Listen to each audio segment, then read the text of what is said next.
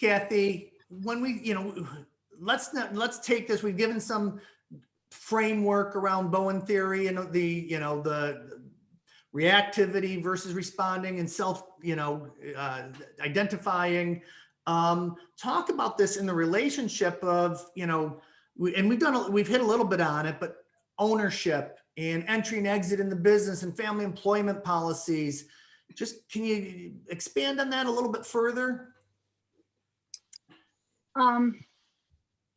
All of those, while they are business decisions, have an emotional component.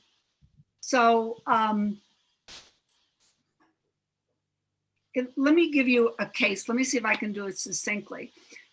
This is a family that came with a problem.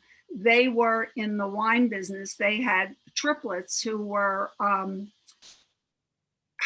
they had their own careers, and they've come together to be marketing, distribution, and production. And they were having horrific fights. And so the family brought in a number of mediators to try and solve it.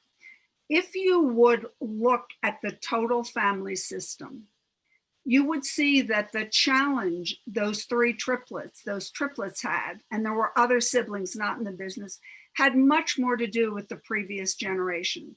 The father had just left his job, his career as a wine distributor, and had just been diagnosed with Alzheimer's.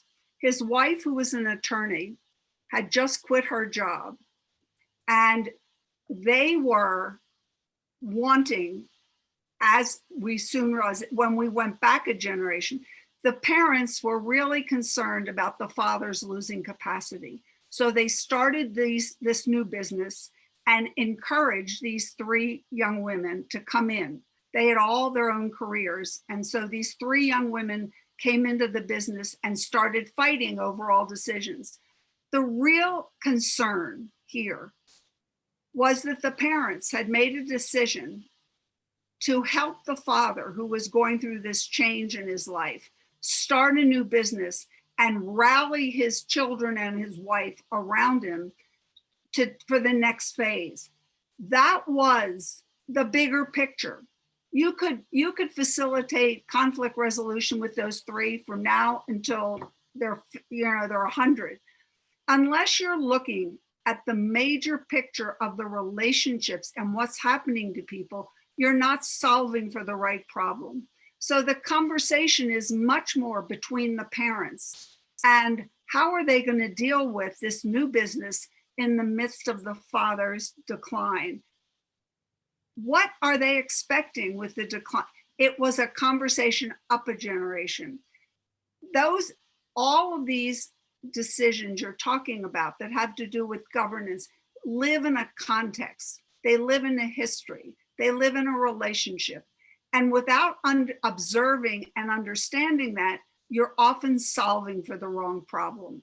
And I mean, I hope that was an explanation of, unless you can look at the system and it's what it's going through and its history, the problem becomes one that's isolated and doesn't take into account the history and the prior relationships.